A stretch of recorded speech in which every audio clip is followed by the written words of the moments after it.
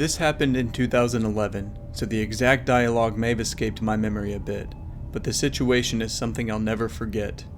Also, AIM was still pretty active during this time, and so was video chatting. This is important for later. I was on an online dating site and was talking to this guy. I was 31 at the time, he was 28. We talked for about 6 weeks before I gave him my phone number, and we took it offline to calling and texting for another couple of weeks. 2 months after our initial chat, we were texting and he told me that he was out having a few beers at a bar near my house. He asked what I was doing and asked if I wanted to come out, but I had a very long day at work and didn't feel like going to a bar. I'm also not a big drinker. I invited him over to my place after he finished at the bar and he accepted. I figured I would be okay since I do keep firearms for protection and know how to defend myself if needed. I also had a webcam. I took a shower, put on some makeup, and got dressed to wait. He then called and said he was outside my house. I clicked record on my computer's webcam and turned off my monitor and went to let him in. It's around 10 p.m. when he arrives, and we go back to my bedroom because my living room was being remodeled. We're sitting on the bed chatting for about an hour, talking about everything under the sun. The conversation flowed. He was very handsome and so easy to be comfortable with. We got on the subject of firearms and I showed him mine. About 15 minutes later, he asked for some water, so I go to the kitchen to get him a bottle. When I came back, he said he had got a phone call and had to leave. After he left, I looked on my nightstand where I put the firearm down after showing him and noticed that it was gone. I looked everywhere for it, thinking I had put it down somewhere else. Nope, not there. Then I played back the recording from my webcam, and sure enough, it shows him grabbing it and putting it in his hoodie. I was terrified at that point. He knew where I had lived, he had my firearm, and he left his phone on my bed. Right then, his phone rings and I answer it. Come to find out, he's married. His wife was calling him, wondering where he was. I told her everything, including the fact that he stole my firearm and I had video evidence and was calling the police on him. Next thing I know, he's banging on my door, my firearm in his hand, asking me for his phone. I tell him to take the mag out of the gun, empty the chamber, and throw the mag into the bushes and the bullet in the chamber across the road and put the firearm on the ground. He declines and insists on giving him his phone back. I then tell him that I'm on the phone with his wife and that I have video evidence of him stealing from me. I then put his wife on speaker, to which she cusses him out. He then runs and gets in his car and comes back and tells me that he threw my gun in a ditch. At this point, I make him empty his pockets, take his pants off, take his hoodie off, and show me that he doesn't have my gun on him. All the while, his wife is on the phone. I go outside and get in his car, in the driver's seat, and tell him to take me to where he threw my gun. He proceeds to tell me that I don't know how hard it is for him, being a felon, not being able to own a gun ever because of a mistake he made. The mistake? Domestic violence, including a gun. We get up the road. He tells me the firearm is there in the ditch. Then I realize the situation I'm in. I can get out of the car and go get it, leaving him to do whatever to me if he chose. He was 6'4", 225 pounds. I was 5'3", 135 pounds. Or I can make him go get it, taking a chance of him seriously hurting me. I took that chance since I was on the phone with his wife and my phone with 911. He retrieves my gun, brings it back to the car, and I drive back to my house and wait on the police. I get out of the car and he gets in the driver's seat. I'm still on the phone with the police. I walk around the back of his car to get his license plate number, and he just puts his car in reverse, hits me, and takes off. They found him later that evening. He still had the mag and the one in the chamber in his pocket, so now he is enjoying time in prison.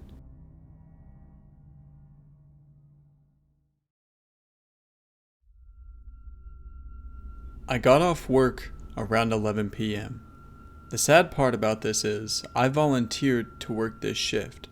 If I had never offered, I would have never experienced this. This particular apartment is on my college campus.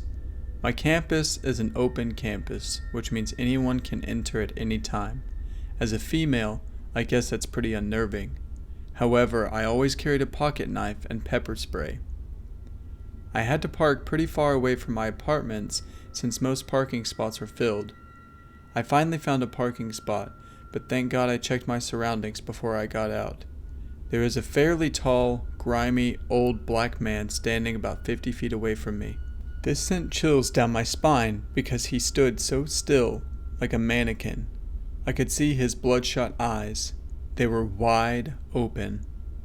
Now, I knew I wasn't going to get out of the car, but what the man yelled to me made my heart pound out of my chest. "Come here, pretty girl," he said, with a slight, creepy grin on his face. I don't know why I did it, but I flipped him off, probably because I had a feeling he was a pervert or something. I put my car in reverse and backed out of the parking spot, keeping my eyes on the man. My heart pounded even harder when he started speeding towards me. He was about 10 feet away from my car when I finally put my car in drive and stomped on the gas pedal. I literally drove to the other side of the apartments and panicked. I called my roommate and told her what had just happened. I asked her to wait for me at the door and stay on the phone with me.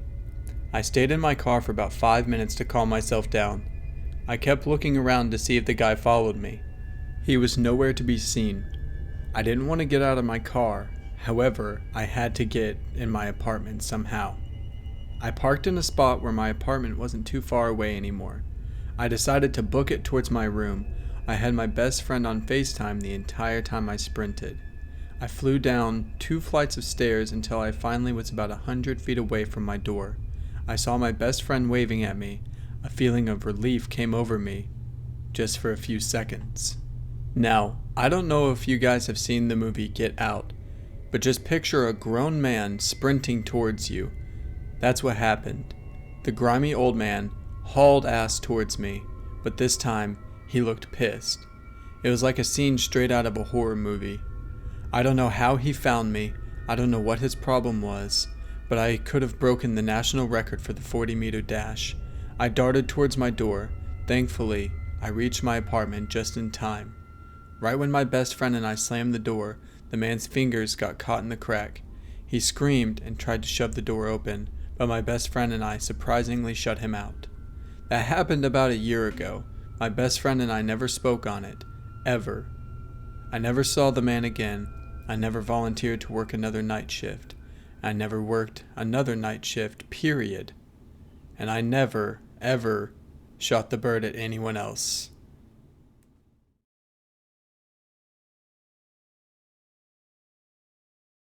I was 23 years old at the time and a student. I was living alone in a small apartment complex not too far from my school. I never liked living alone. I was also afraid of the dark. However, I always felt safe in my little apartment. It only had one way to get in, and you needed to unlock 2 doors to get inside. The main front door to the building, and the door to my apartment.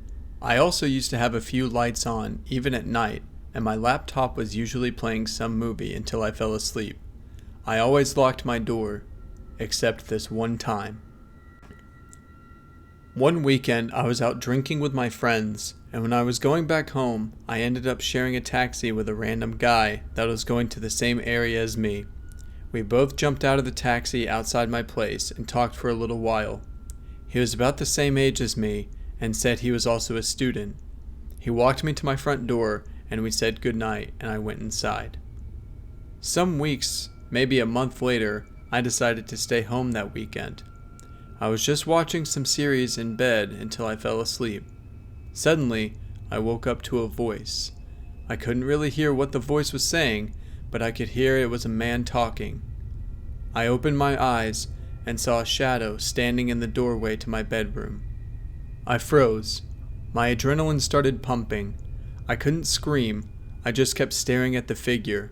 He stopped talking and I asked quietly, "Who are you?" He took a step closer and whispered, "Don't you remember me?" He was clearly drunk, but I suddenly realized it was the same guy I shared a taxi with some weeks ago. I felt some weird feeling of relief that I recognized him, but at the same time I was horrified. I didn't want to provoke him, so I just asked calmly what he was doing here. "I was thinking about you," he said, and continued, "I turned off your lights and closed your laptop." He smiled. I kept looking at him. I was still in my bed. I asked him how he got into my building. He said that he had been ringing my doorbell, but I didn't open. So he tried my neighbor's doorbell, and someone opened up for him. He also went into my neighbor's apartment, but realized it wasn't mine. He then saw my name at the door and went in. I think he could see the fear in my eyes. He turned around and said, "I think I should go." He stumbled out and I went after him. Right before he left, he said, "You should really lock your door." I shut the door in his face and locked it. I went back to bed and cried. I didn't sleep for the rest of the night. I never called the police, but I told my friends the next day. The following months, someone would ring my doorbell every now and then in the middle of the night. I would get an anxiety attack every time. I never opened up, but I had a feeling it could be him. I never saw the guy again. I'm so relieved nothing happened that night, and from this day, I always double check that I have locked my door.